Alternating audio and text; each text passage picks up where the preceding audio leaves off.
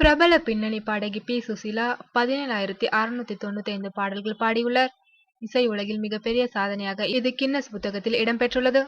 இந்த சாதனையொட்டி சென்னையில் நடந்த செய்தியாளர்கள் சந்திப்பில் பி. சுசீலா கூறியதாவது: இந்த தருணம் எனக்கு மிகவும் பெருமையாகவும் மகிழ்ச்சியாகவும் இருக்கின்றது. முதல் தேசிய விருது எம்.எஸ்.வி இசையில் வெளியான நாளை இந்த வேலை பார்த்து பாடலுக்கு கிடைத்தது.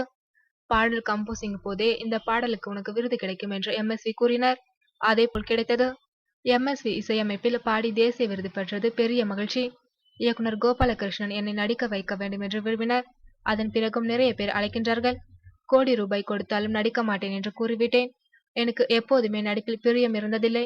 இசைக்காகவே என் வாழ்க்கையை அர்ப்பணித்ததில் மகிழ்ச்சி. நல்ல வாய்ப்புகள் அமைந்தால் இப்போதும் பாட தயாராகவே இருக்கிறேன் என்றார் அவர்.